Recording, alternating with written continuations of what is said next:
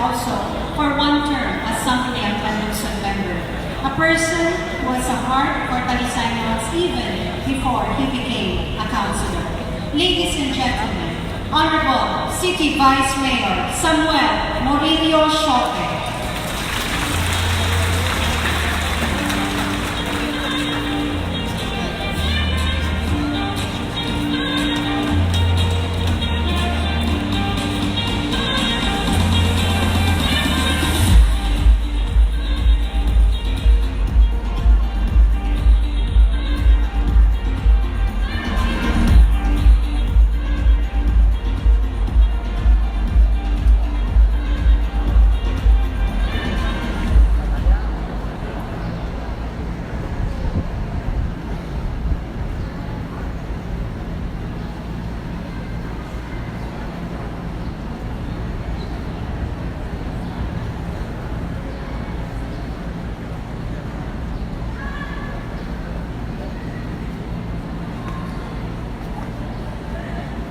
Place your left hand on the bottom of your head.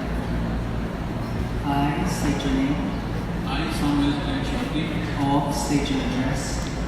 Barangay Central 8, Talisay City, Having been elected to the position of, having been elected to the position of Vice Mayor, do hereby solemnly swear do hereby solemnly swear that I will faithfully discharge, that I will faithfully discharge, to the best of my ability, to the best of my ability, the duties of my present position, the duties of my present position, and of all others and of all others that I may hereafter hold that I may have hereafter hold under the Republic of the Philippines, under the Republic of the Philippines, that I will bear true faith that I will be true faith and allegiance to the same, and allegiance to the same, that I will obey the laws, that I will obey the laws, legal orders, and decrees promulgated promulgated by the duly constituted authorities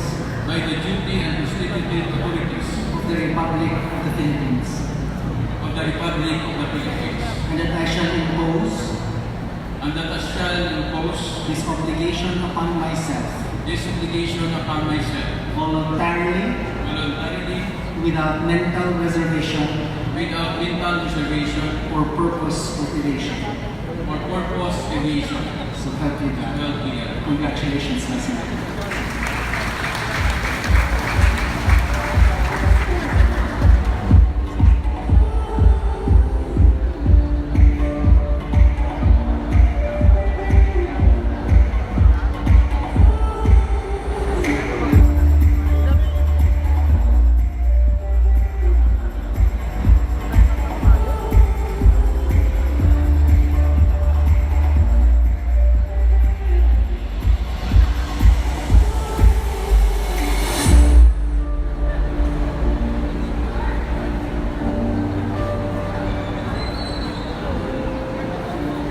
Congratulations, Vice Mayor Samuel Siote.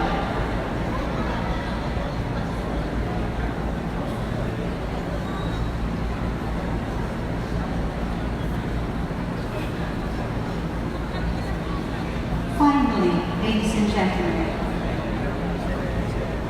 the person I'm about to call actually needs no introduction because I know that he is in all of our hearts and we know him truly well. But let me say this, that this man has been a public servant since he was very young. He served as an SK chairperson of his barangay in Zone 7, served as Sangguniang Panlungsod member for more than 6 years, and has served for more than 11 years as city vice mayor before he was elected as the city mayor. I always say that this man has golden heart which radiates to his face. We always say, guapo the mayor, giving guapo na servisyo, which the city of Talisay is now very well known for. Ladies and gentlemen, with much pride and honor, let me give you the father of the city of Talisay, leading us all to a better and much guapoer reservation in the city of Talisay. Honorable City Mayor Nilo Jesus Antonio Nilo Lizares III.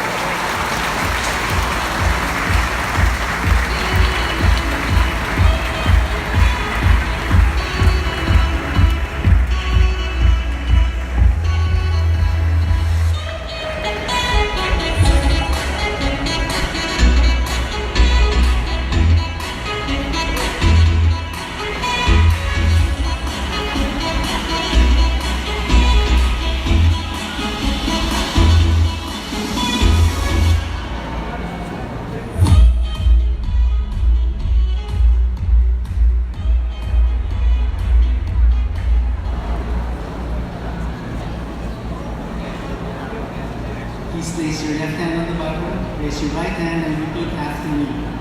I state your name.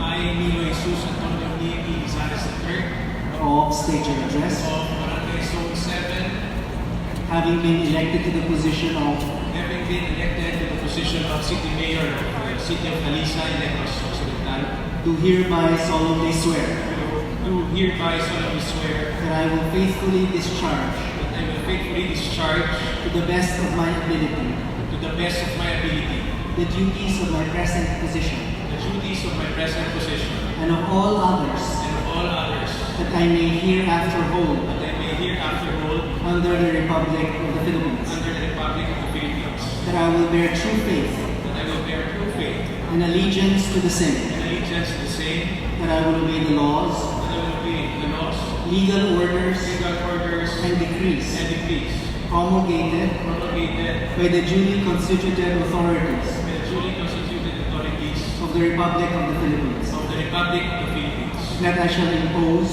that I shall impose this obligation upon myself this obligation upon myself voluntarily, voluntarily, without mental reservation without mental reservation or purpose of evasion. or purpose of evasion. So help me God. So help me God. Congratulations, Thank you. Mayor. Thank you.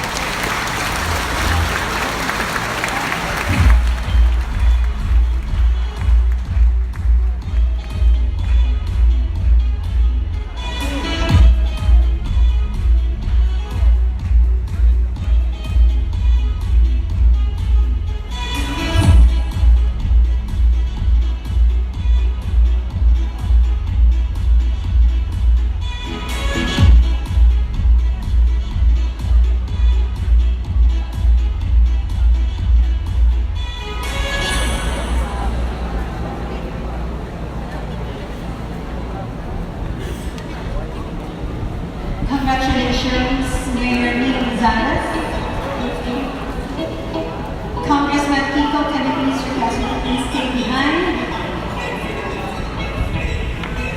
Ladies and gentlemen, 3 days ago, we have also witnessed as this young man,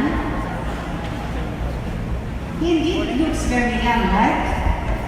A very brilliant one, an amiable person, and when I see him smile, I would say, love ko na to. For his inspirational message to our city officials and for all of us, ladies and gentlemen, let us give a resounding applause to our honorable congressman, the new congressman of the 3rd District of Negros Occidental, Honorable Dr. Jose Francisco Kiko Pangilinan. I'm sorry, Benitez.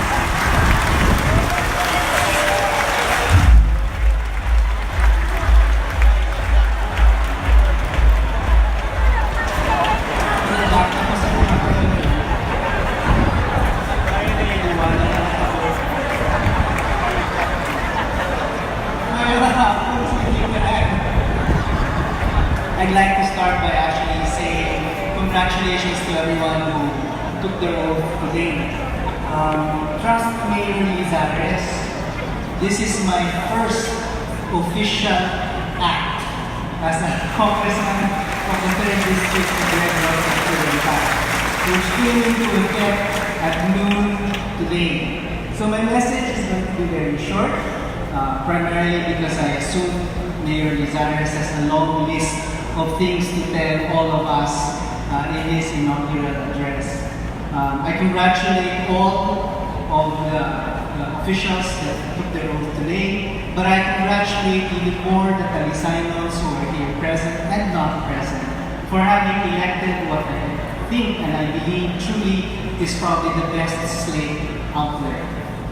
They have now another 3 years to give the service that you all deserve and demand. To the elected officials, I do not need to remind you that we have a world that we borrow from our future generations. And the work that you do in the next 3 years shall transform the lives not only of our Talisaynos today, but of our Talisaynos tomorrow. And I hope you take to heart that public service is a sacred trust. And indeed, since I do not need to remind them of this, I say this to remind those of you here present today. We must hold these officials accountable to the oath that they took today before their families and before us, that they will strive to ensure a better and more progressive Talisay, even more progressive, even better than the Talisay that we had in the last 3 years. As our MC has said, to an even more guapo na servisyo for the 3 years to come. I look forward to working closely with every single one of you as I too shall strive to stay true to my oath of office. Congratulations at my highest.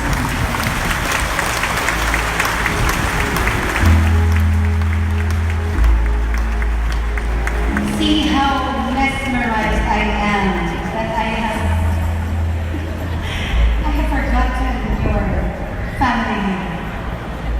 Maybe because when I said love photo, I was thinking about Sharon Cuneta, whom they say my look or body alike.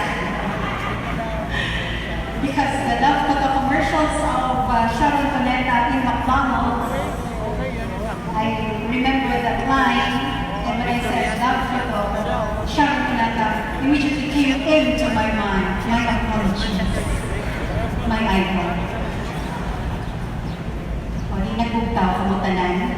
Kaya kailangan natulog na kamo. Ladies and gentlemen, once again, let's give a round of applause to Congressman Kiko Reelected.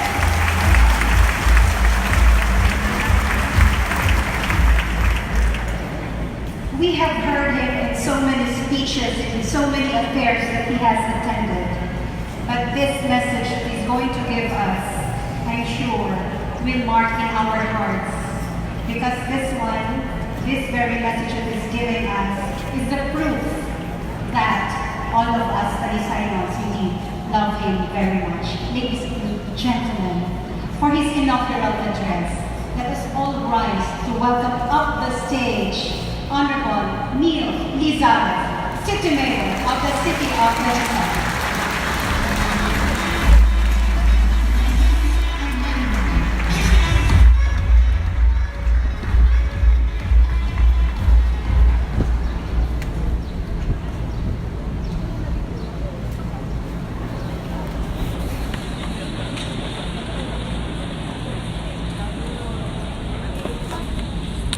Congressman Kiko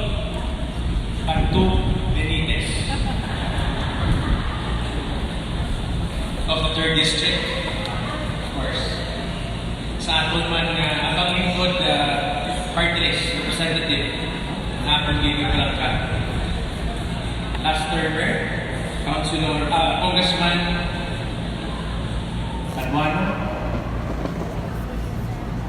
Sa aton man city officials, of course, Sangguniang Panlungsod members, headed by Vice Mayor Siote and their family.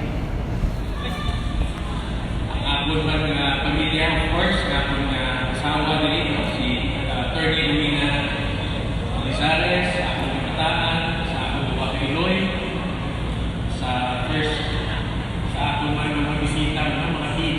Tito's Family Day. Of course, the First Lady sa Talisay. Of course, the Tess Coles, Harry Madrid. Tanvisi. Families of the city officials, department heads, men in uniform, their family, senior citizens, PKT leaders, executive assistants, and of course, ako mga classmates. So, please stand up. Ito na, uya-uya ako mga classmates ko sa high school. Alin pa kami sa naman. Thank you. Barangay officials, ladies and gentlemen, friends, family, may hapon sa inyo. 3 years ago, I stood before you humble by God's grace as I express my overwhelming gratitude to all who have made the choice that it is time for change. At that time, I extended an invitation for all of us to join together as we begin our work for a progressive Talisay, free of corruption and oppression. Together with our newly elected city officials, we ardently look forward to implementing the PKT Ascenso platform. We launched taglines to emphasize our sense of mission, vision, and leadership. One heart, one mind in service, and wapo nga service. Means more than just providing prompt delivery of basic and social services, but also to provide the best quality facilities and equipment by way of effectively and efficiently utilizing government resources in a prudent manner. Ascenso Talisay is an acronym that summarizes PKT, Ascenso's platform of governance and priority agenda, which traverses 6 areas, namely agricultural support, social advocacy, environmental protection, natural and man-made disaster preparedness, skills and livelihood opportunities, and open and transparent governance. Today, I am grateful that I am able to share the milestones and major accomplishments across the 6 priority areas under the administration because of the hard work, dedication, and commitment of our colleagues in public service. The first area is on agricultural support. With an agricultural area of approximately 10,000 hectares, Talisay City continues to be known as the fruit basket of the province of Negros Occidental. It is the home of fruit festivals with canzones and rambutan as among the top peaks. We have successfully organized our stakeholders into 25 farmers associations and 11 fisher folk associations to ensure agricultural productivity and ensure food security. The following agricultural support programs, projects, and initiatives were undertaken. The conduct of the Farmers and Fisher Folk Summit, the Longkong Lanzones seed dispersal, the distribution of fishing gears and paraphernalia, a communal irrigation project, and the rehabilitation, maintenance of Kooperatiba Pang-Agrikultura, Pantun, Demo Farm to Market, and Farm to Mill Goats. The second priority area is on social advocacy. It is comprised of the following components: health, nutrition, sanitation, light and water project, wider insurance coverage, education, and sports program. Health is an essential aspect of life and nurturing the health and well-being of all Talisayans. It is the collective initiative of various offices in the city government of Talisay. Health concerns are undertaken by the city government through the the extensive list of programs and services of the City Health Office. Among these, dengue program, National Voluntary Blood Program, which we garnered the Sangguniang Award, the STD HIV/AIDS program, Oplan Guapito, Animal Bike Center, expanded immunization program, the Community Rehabilitation Center, the dental program, laboratory services and free medicines, brand new X-ray and ultrasound machines, air-conditioned emergency rooms, additional regular doctors. The following special events have also been organized in collaboration with our valuable partner institutions. DOH-NIR donated 47 wheelchairs, a surgical caravan which assisted patients with minor and major operations. Nikki Cares is also a free surgical mission sponsored by the Betty Bantu Benitez Foundation, Makati Medical Center, and the 3rd Congressional District, and of course to Nikki Bantu Benitez. Nikki Benitez. Lopez Benitez. Monitoring the nutritional status of preschoolers is undertaken by the City Nutrition Office through the OPT Plus program. A 120-day BUT supplemental feeding program was undertaken for underweight children aging 0 to 6 years old. The City Social Welfare and Development Office supports the social advocacy agenda of the city through the following programs: the Elderly Welfare Program and the Disabled Welfare Program by increasing their allowance to 450 per quarter, the Early Childhood Care and Development Program, the Child Development Center, Supplemental Feeding Program, Ascenso, Metro 3rd Burial Assistance Program, the Youth Welfare Program. In order to provide efficient and quality service in the market and slaughterhouse, the city has earmarked a budget for the construction, rehabilitation, cleaning, and repair of our current facilities and systems. In the near future, we look forward to the construction of a newer and better market complex Talisayans will be proud of. Well-lighted streets in the city guarantee safety on the roads and of the public. Through the City Engineering Office, we have installed LED lights in key areas of the city. Through the local school board, the city government is able to complement the hopes, aspirations, and dreams of young Talisayans through the following programs: the out-of-school youth community mapping, the professional development summit for teachers, various activities to complement the integrated growth and development of our students were undertaken. Provide them 100 to 300,000 worth of school equipments every year in every schools. Rehabilitation of school buildings and installation of CCTV cameras. Protecting the environment is of utmost importance to the city of Talisay. And this is the reason we have drafted an agenda on environmental protection to include the following targets: river cleanups and stricter environmental safeguards. The enforcement of these programs are initially undertaken by the City Planning Development Office through the assistance of 16 Bantay Bukid Brigade spread throughout upland barangays of Katilingban, San Fernando, and Kabataan. These volunteers maintain the nursery containing 3 species endemic to the province and safeguard the city from violations of the Provincial Tax Ordinance, the Revised Forestry Code, and the Wildlife Act of 2001. Today, we have rescued various wildlife, among these the soft-shelled turtle, the Visayan leopard cats.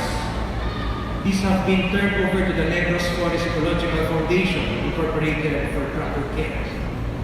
We have also penalized unlawful transport of charcoal, lumber, and other natural resources.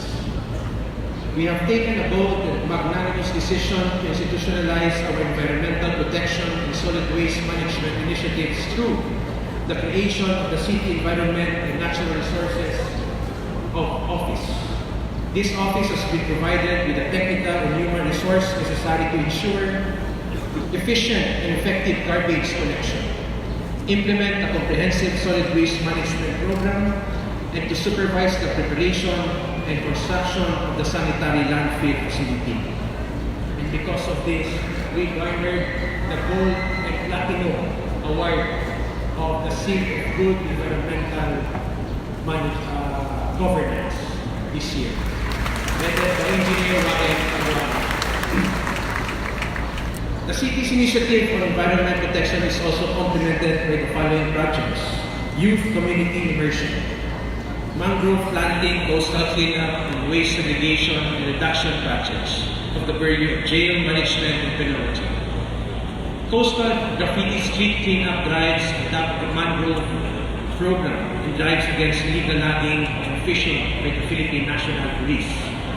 Natural and man-made disaster preparedness is at the core of Guapong Servicio, and because it is deemed essential in the pursuit of Ascenso Talisay, we have outlined and achieved the following targets: support to the disaster risk reduction management program, empowerment of volunteer rescue teams, infrastructure development and drainage cleanup, provision of greater police visibility, and strengthening traffic management. Anchored on Republic Act 10121, otherwise known as the Philippine Disaster Risk Reduction and Management Act of 2010, the City of Talisay has achieved a major milestone in addressing natural calamities through the creation of the City Disaster Risk Reduction Management Office. Since its inception and with round-the-clock 24/7 emergency medical service, as well as fire and rescue service, the CDRRMO has attended to several thousands of patients ranging from trauma cases, medical emergencies, vehicular accidents, and rescue operations. The increased demand of safety by the residents of Talisay necessitated the acquisition of the following vehicles to support varied and numerous requests: ambulance, rescue truck, road safety vehicle, first responder vehicle, fire rescue truck, and PNP vehicles. Urgent response and care provided by the CDRRMO through the use of these vehicles has gained the warm affirmation, positive feedback, and worthy recognition, not only from clients within the city, but also from neighboring towns and cities. Their exemplary commitment and dedication has earned them several citations and multiple awards. So I give credit to our disaster team headed by Mr. Spike Rodriguez. Disaster response is in cooperation with Radiant Incorporated. Their collective efforts and success have set the bar for disaster-related operations throughout the province. With the assistance of CSWDO, we have also increased the number of evaluation centers for individuals and families rescued during typhoons and increased water levels for everyone's safety and protection. The several schools have been identified as evacuation centers. The City Engineering Office has also been undertaking diverse programs to support our natural and man-made preparedness initiative. Police visibility is central to public safety and maintaining peace and order in the city of Talisay. Over the last 3 years, the Philippine National Police has introduced an integrated patrol system which has resulted to a significant reduction in the incidence of crime. This is done alongside Talisay City police stations, unrelenting anti-crime operations, and campaigns against illegal drugs, illegal gambling, and illegal possession of firearms. The city government of Talisay has also fortified its disaster preparedness and peacekeeping strategies through citizen empowerment. We have expanded the Barangay Peacekeeping Action Team, DPAC, to promote crime prevention in the community, and more than 500 barangay tanos from the 27 barangays have been empowered through a lawful enforcement training and with allowance. The fifth element to complete the program of natural and man-made disaster preparedness is traffic management under the Traffic Management Authority, TMA. The strict enforcement and continuous operations of this office translates to a 35% increase the number of vehicles apprehended and a growth in revenue generation by 72% from the fines and penalties. Making Talisay City a premier destination for tourism, investment, and economic opportunities needs an equally essential program to ensure its viability and sustainability. For this, we have launched an agenda on skills and livelihood opportunities, which includes the following goals: job generation and employment, microfinancing, business development and investment promotion, financial and technical support for cooperatives, and an expanded skills training program. Through the Public Employment Service Office, the following initiatives have been undertaken: the Job Fair Program, the Special Job Fairs, the Special Recruitment Program, the Special Program for the Employment of Students, the Public Employment Information System, and the most recent, the Training for Better Access to Job Opportunities, or the Trabajo Program. I am also happy to share with you the numerous initiatives the city has undertaken through the Cooperative Livelihood and Development Office. Among these, a skills enhancement training and mentoring on food processing under the BUD scheme, livelihood assistance and turnover of agri-fishery implements, various livelihood skills training and capability building trainings for the unemployed mothers and out-of-school youth, product packaging, labeling, and marketing seminars, capability building trainings for cooperative members, a cooperative congress, and the participation of our city-based cooperatives associations, groups, and small entrepreneurs to various trade fairs and expositions for the promotion and marketing of their products. The City Social Welfare and Development Office, through its Sustainable Livelihood Program, has also assisted 4 Ps beneficiaries to complete the course on security service. They have also facilitated livelihood projects for 4 Ps beneficiaries under the Bigasan sa Barangay program and more 4 Ps beneficiaries under the Egg Layering program. The City Planning and Development Office has also organized various test the skills training activities under the BUD scheme and the Bureau of Jail Management and Penology has organized our inmates into various skills training and livelihood projects. The Talisay City Tourism Office has also been conducting an aggressive and progressive marketing campaign which translates more than 350,000 same-day tourist arrivals in the city of Talisay, a remarkable improvement compared to how we fared over the last 6 years. These initiatives have been affirmed and recognized by the Department of Tourism Regional Office 6, which extended a BUD grant to the city for the construction of the Visitors Information Center, the first of its kind in the province of Negros Occidental, as you can see on your left side. And aircon toilets, public toilets. Okay, only in Talisay. Okay.